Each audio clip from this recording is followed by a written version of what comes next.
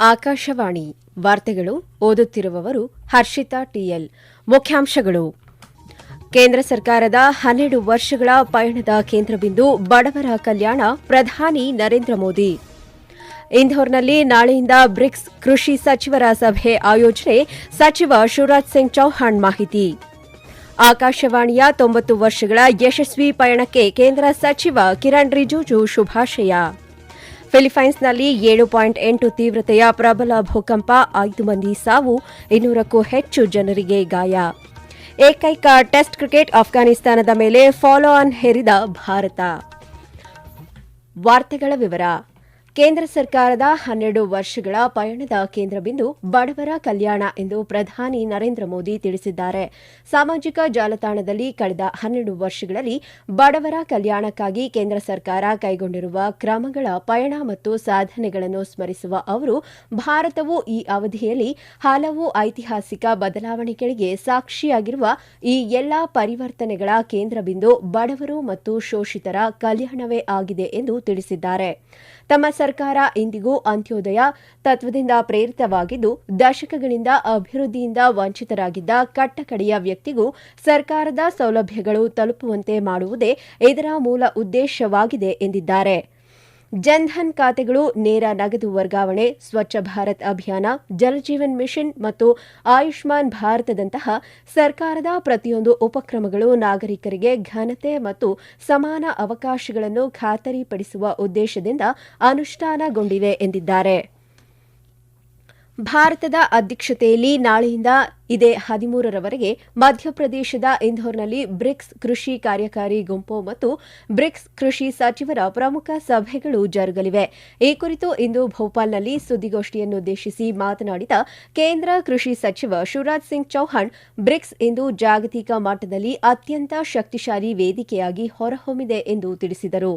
ವಿಶ್ವದ ಒಟ್ಟು ಕೃಷಿ ಭೂಮಿಯ 42% ಭಾಗವನ್ನು ಬ್ರಿಕ್ಸ್ ಒಕ್ಕೂಟದ ದೇಶಗಳೇ ಹೊಂದಿದ್ದು, ಜಾಗತಿಕ ಆಹಾರ ಉತ್ಪಾದನೆಯಲ್ಲಿ 45% ಪಾಲನ್ನು ಹೊಂದಿವೆ. ಮುಂಬರುವ ಈ ಉನ್ನತ ಮಟ್ಟದ ಸಭೆಯು ಬ್ರಿಕ್ಸ್ ರಾಷ್ಟ್ರಗಳ ನಡುವಿನ ಕೃಷಿ ಸಹಕಾರಕ್ಕೆ ಹೊಸ ದಿಕ್ಕನ್ನು ನೀಡಲಿದೆ ಎಂಬ ಸಚಿವರು ವಿಶ್ವಾಸ ವ್ಯಕ್ತಪಡಿಸಿದರು. ಈ ಮಹತ್ವದ ಸಭೆಯಲ್ಲಿ ಮುಖ್ಯವಾಗಿ ರೈತರ ಆದಾಯ, ಉದ್ಯೋಗ ಸೃಷ್ಟಿ, ಜೀವನೋಪಾಯ, ಕೃಷಿ ಸಾಲ ಸೌಲಭ್ಯ ಮತ್ತು ಮಾರುಕಟ್ಟೆ ಪ್ರವೇಶದ ಕುರಿತು ಸುದೀರ್ಘ ಚರ್ಚೆಗಳು ನಡೆಯಲಿವೆ. ಆಕಾಶವಾಣಿ ಇಂದು ತನ್ನ 90 ವರ್ಷಗಳನ್ನು ಆಚರಿಸುತ್ತಿದೆ.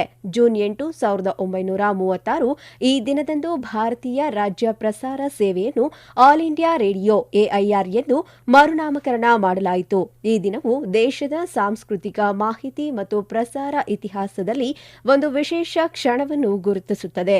ಸ್ವಾತಂತ್ರ್ಯದ ನಂತರ ಈ ಪ್ರಸಾರ ಸೇವೆಯು ವೇಗವಾಗಿ ವಿಸ್ತರಿಸುತ್ತಾ 1956ರಲ್ಲಿ ಆಕಾಶವಾಣಿ ಎಂಬ ಹೆಸರನ್ನು ಪಡೆದುಕೊಂಡಿತು.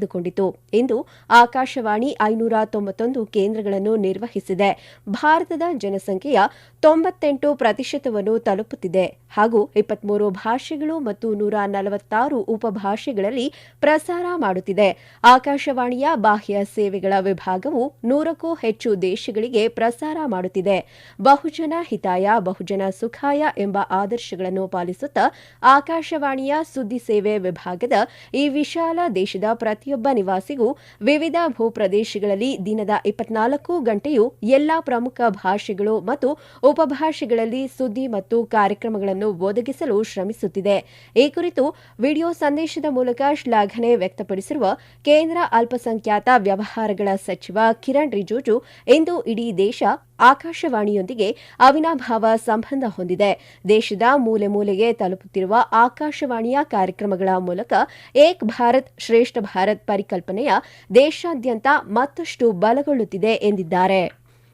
बहुत खुशी के साथ पूरे आकाशवाणी परिवार को बधाई देता हूं। 90 साल आपने पूरा किया है। 90 साल पूरा होने पर मेरे शुभकामनाएं हैं। पूरा देश आकाशवाणी के साथ जुड़ा हुआ है।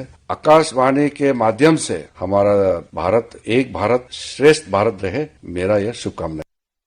ಪ್ರಧಾನಮಂತ್ರಿ ಆವಾಸ್ ಯೋಜನೆಯಡಿ 4 ಕೋಟಿಗೂ ಹೆಚ್ಚು ಮನೆಗಳನ್ನು ನಿರ್ಮಿಸಿದ್ದು, ಶೌಚಾಲಯ, ಎಲ್ಪಿಜಿ ಮತ್ತು ನಲ್ಲಿ ನೀರು ಸಂಪರ್ಕಗಳಂತಹ ಮೂಲಭೂತ ಸೌಲಭ್ಯಗಳನ್ನು ಒದಗಿಸಲಾಗಿದೆ ಎಂದು ವಸತಿ ಮತ್ತು ನಗರ ವ್ಯವಹಾರಗಳ ಸಚಿವ ಮನೋಹರ್ ಲಾಲ್ ಹೇಳಿದ್ದಾರೆ.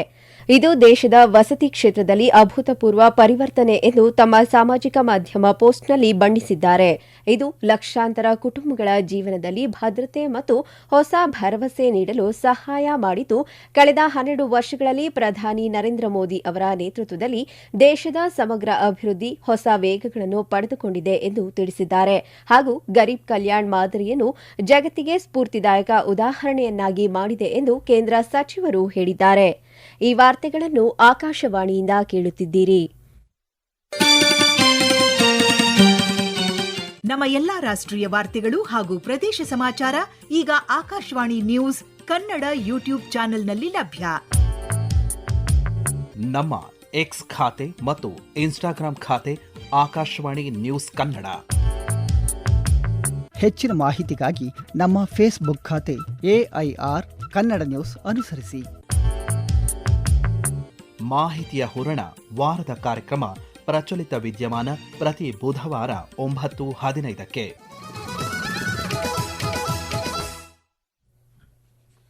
ದಕ್ಷಿಣ ಫಿಲಿಪೈನ್ಸ್ನ ಕರಾವಳಿ ಪ್ರದೇಶದಲ್ಲಿ ಇಂದು ಬೆಳಗ್ಗೆ ಸಂಭವಿಸಿದ 7.8 ತೀವ್ರತೆಯ ಪ್ರಬಲ ಭೂಕಂಪಕ್ಕೆ ಕನಿಷ್ಠ 5 ಮಂದಿ ಮೃತಪಟ್ಟಿದ್ದಾರೆ. ಭೂಕಂಪದಿಂದಾಗಿ ಸುನಾಮಿ ಅಲೆಗಳು ಏಳಲು ಕಾರಣವಾಗಿದ್ದು, ಈ ನೈಸರ್ಗಿಕ ವಿಕೋಪದಲ್ಲಿ 200ಕ್ಕೂ ಹೆಚ್ಚು ಜನರು ಗಾಯಗೊಂಡಿದ್ದಾರೆ. ಪ್ರಾಣಹಾನಿ ಮತ್ತು ಆಸ್ತಿಪಾಸ್ತಿ ನಷ್ಟದ ಸಂಪೂರ್ಣ ವಿವರಗಳನ್ನು ಸ್ಥಳೀಯ ಅಧಿಕಾರಿಗಳು ಇನ್ನೂ ಕೂಡ ಪರಿಶೀಲಿಸುತ್ತಿದ್ದಾರೆ. ಫಿಲಿಪೈನ್ಸ್ನ ಜ್ವಾಲಾಮುಖಿ ಮತ್ತು ಭೂಕಂಪಶಾಸ್ತ್ರ ಸಂಸ್ಥೆಯ ಪ್ರಕಾರ ಈ ಭೂಕಂಪವು ಬೆಳಗ್ಗೆ 33 ಕಿಲೋಮೀಟರ್ ಆಳದಲ್ಲಿ ಸಂಭವಿಸಿದ್ದು, ಇದರ ಕೇಂದ್ರಬಿಂದು ಸುಮಾರು 7 ಲಕ್ಷ ಜನಸಂಖ್ಯೆ ಹೊಂದಿರುವ ಜನರಲ್ ಸ್ಯಾಂಟೋಸ್ ನಗರಕ್ಕೆ ಹತ್ತಿರದಲ್ಲಿದೆ. ನೆರೆ ದೇಶವಾದ ಇಂಡೋನೇಷ್ಯಾದ ಉತ್ತರ ಸುಲಾವೆಸಿ ಮತ್ತು ಉತ್ತರ ಮಲುಕು ಪ್ರಾಂತ್ಯಗಳಲ್ಲಿಯೂ ಜನರಿಗೆ ಕಂಪನದ ಅನುಭವವಾಗಿದೆ. ಪೆಸಿಫಿಕ್ ಮಹಾಸಾಗರದ ಸುತ್ತಮುತ್ತಲಿನ ಭೂಕಂಪ ದೋಷಗಳ ಜಾಲವಾಗಿರುವ ರಿಂಗ್ ಆಫ್ ಫೈರ್ ವಲಯದಲ್ಲಿ ಫಿಲಿಪೈನ್ಸ್ ನೆಲೆಗೊಂಡಿರುವುದರಿಂದ ಇದು ವಿಶ್ವದಲ್ಲೇ ಅತಿ ಹೆಚ್ಚು ಭೂಕಂಪ ಮತ್ತು ಜ್ವಾಲಾಮುಖಿ ಸ್ಫೋಟಗಳಿಗೆ ಒಳಗಾಗುವ ಅಪಾಯಕಾರಿ ದೇಶಗಳಲ್ಲಿ ಒಂದಾಗಿದೆ. ರಾಂಚಿಯ ಬಡಗಾಯಿ ಪ್ರದೇಶದಲ್ಲಿರುವ 8.86 ಎಕರೆ ಭೂಮಿಗೆ ಸಂಬಂಧಿಸಿದ ಅಕ್ರಮ ಹಣ ವರ್ಗಾವಣೆ ಪ್ರಕರಣದಲ್ಲಿ ತಮ್ಮನ್ನು ದೋಷಮುಕ್ತಗೊಳಿಸಬೇಕೆಂದು ಕೋರಿ ಜಾರ್ಖಂಡ್ ಮುಖ್ಯಮಂತ್ರಿ ಹೇಮಂತ್ ಸೊರೇನ್ ಸಲ್ಲಿಸಿದ್ದ ಅರ್ಜಿಯನ್ನು ವಿಶೇಷ PMLA ನ್ಯಾಯಾಲಯವು ವಜಾಗೊಳಿಸಿದೆ. ಈ ಪ್ರಕರಣಕ್ಕೆ ಸಂಬಂಧಿಸಿದಂತೆ ಉಭಯ ಪಕ್ಷಗಳ ವಾದ ಪ್ರತಿವಾದಗಳನ್ನು ಆಲಿಸಿದ ನ್ಯಾಯಾಲಯವು ಈ ಹಿಂದೆ ತನ್ನ ತೀರ್ಪನ್ನು ಕಾಯ್ದಿರಿಸಿತ್ತು. ಇಂದು ತನ್ನ ತೀರ್ಪು ಪ್ರಕಟಿಸಿರುವ ವಿಶೇಷ ನ್ಯಾಯಾಲಯವು ಪ್ರಕರಣದ ವಿಚಾರಣೆಯನ್ನು ಮುಂದುವರಿಸಲು ದಾಖಲೆಗಳಲ್ಲಿ ಸಾಕಷ್ಟು ಆಧಾರಗಳು ಮತ್ತು ಪೂರಕ ವಸ್ತುಗಳು ಲಭ್ಯ ಇವೆ ಎಂದು ಸ್ಪಷ್ಟಪಡಿಸಿವೆ. ಈ ಹಂತದಲ್ಲಿ ಆರೋಪಿಯನ್ನು ಪ್ರಕರಣದಿಂದ ಮುಕ್ತಗೊಳಿಸಲು ಸಾಧ್ಯವಿಲ್ಲ ಎಂದು ತಿಳಿಸಿರುವ ನ್ಯಾಯಾಲಯವು ಸುರೇನ್ ಅವರ ಅರ್ಜಿಯನ್ನು ತಿರಸ್ಕರಿಸಿದೆ. ಭಾರತೀಯ ದೂರಸಂಪರ್ಕ ನಿಯಂತ್ರಣ ಪ್ರಾಧಿಕಾರವು ಗ್ರಾಹಕರ ಕೆವೈಸಿ ಪ್ರಕ್ರಿಯೆಯನ್ನು ಅಮಾನತುಗೊಳಿಸಿರುವ ಕುರಿತು ಮತ್ತು ಮುಂದಿನ 24 ಗಂಟೆಗಳಲ್ಲಿ ಸಿಮ್ ಕಾರ್ಡ್ ಬ್ಲಾಕ್ ಆಗಲಿದೆ ಎಂದು ಬಿಎಸ್ಎನ್ಎಲ್ ಹೆಸರಿನಲ್ಲಿ ಹರಿದಾಡುತ್ತಿರುವ ಸಂದೇಶವನ್ನು ಕೇಂದ್ರ ಸರ್ಕಾರವು ನಿರಾಕರಿಸಿದೆ. ಈ ಕುರಿತು ಪಿಐಬಿಯ ಸತ್ಯಶೋಧನಾ ಘಟಕ ಎಚ್ಚರಿಕೆ ನೀಡಿದ್ದು, ಸಾಮಾಜಿಕ ಜಾಲತಾಣಗಳಲ್ಲಿ ಹರಿದಾಡುತ್ತಿರುವ ಈ ಮಾಹಿತಿ ಸಂಪೂರ್ಣ ಸುಳ್ಳು ಮತ್ತು ನಕಲಿ ಎಂದು ಸ್ಪಷ್ಟಪಡಿಸಿದೆ. ನವಚಂಡೀಗಢದ ಮುಲಾನ್ಪುರದಲ್ಲಿ ನಡೆಯುತ್ತಿರುವ ಭಾರತ ಆಫ್ಘಾನಿಸ್ತಾನ ನಡುವಿನ ಏಕೈಕ ಟೆಸ್ಟ್ ಪಂದ್ಯದಲ್ಲಿ 3ನೇ ದಿನವಾದ ಇಂದು ತನ್ನ ಮೊದಲನೇ ಇನ್ನಿಂಗ್ಸ್ನಲ್ಲಿ ಆಫ್ಘಾನಿಸ್ತಾನ ತಂಡ 152 ರನ್ ಗಳಿಸಿ ತನ್ನೆಲ್ಲ ವಿಕೆಟ್ಗಳನ್ನು ಕಳೆದುಕೊಂಡಿತು. ಇನ್ನು 400ಕ್ಕಿಂತಲೂ ಹೆಚ್ಚು ರನ್ಗಳ ಹಿನ್ನಡೆಯಲ್ಲಿದ್ದ ಹಿನ್ನೆಲೆ ಆಫ್ಘಾನಿಸ್ತಾನ ತಂಡದ ಮೇಲೆ ಫಾಲೋ ಆನ್ ಹೇರಲಾಯಿತು. ತನ್ನ 2ನೇ ಇನ್ನಿಂಗ್ಸ್ನಲ್ಲಿ ಆರಂಭಿಸಿರುವ ಆಫ್ಘಾನಿಸ್ತಾನ ಇತ್ತೀಚಿನ ವರದಿ ಬಂದಾಗ 1 ವಿಕೆಟ್ ನಷ್ಟಕ್ಕೆ 56 ರನ್ ಗಳಿಸಿ ಆಡುತ್ತಿದೆ. ಇದಕ್ಕೂ ಮುನ್ನ ಮೊದಲಿಗೆ ಬ್ಯಾಟಿಂಗ್ ಮಾಡಿದ ಭಾರತ 8 ವಿಕೆಟ್ ನಷ್ಟಕ್ಕೆ 564 ರನ್ ಗಳಿಸಿ ಡಿಕ್ಲೇರ್ ಘೋಷಿಸಿತ್ತು. ಕೊನೆಯಲ್ಲಿ ಮತ್ತೊಮ್ಮೆ ಮುಖ್ಯಾಂಶಗಳು.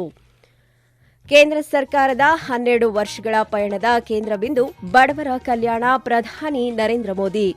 ಇಂಧೋರ್ನಲ್ಲಿ ನಾಳೆಯಿಂದ ಬ್ರಿಕ್ಸ್ ಕೃಷಿ ಸಚಿವರ ಸಭೆ ಆಯೋಜನೆ, ಸಚಿವ ಶಿವರಾಜ್ ಸಿಂಗ್ ಚೌಹಾಣ್ ಮಾಹಿತಿ. ಆಕಾಶವಾಣಿಯ 90 ವರ್ಷಗಳ ಯಶಸ್ವಿ ಪಯಣಕ್ಕೆ ಕೇಂದ್ರ ಸಚಿವ ಕಿರಣ್ ರಿಜಿಜು ಶುಭಾಶಯ. ಫಿಲಿಪೈನ್ಸ್ನಲ್ಲಿ 7.8 ತೀವ್ರತೆಯ ಪ್ರಬಲ ಭೂಕಂಪ, 5 ಮಂದಿ ಸಾವು, 200ಕ್ಕೂ ಹೆಚ್ಚು ಜನರಿಗೆ ಗಾಯ. ಏಕೈಕ ಟೆಸ್ಟ್ ಕ್ರಿಕೆಟ್ ಆಫ್ಘಾನಿಸ್ತಾನದ ಮೇಲೆ ಫಾಲೋ ಆನ್ ಹೇರಿದ ಭಾರತ. ಇಲ್ಲಿಗೆ ವಾರ್ತಾ ಪ್ರಸಾರ ಮುಕ್ತಾಯವಾಯಿತು. ನಮ್ಮ ಮುಂದಿನ ವಾರ್ತಾ ಪ್ರಸಾರ ಮಧ್ಯಾಹ್ನ 2:30ಕ್ಕೆ.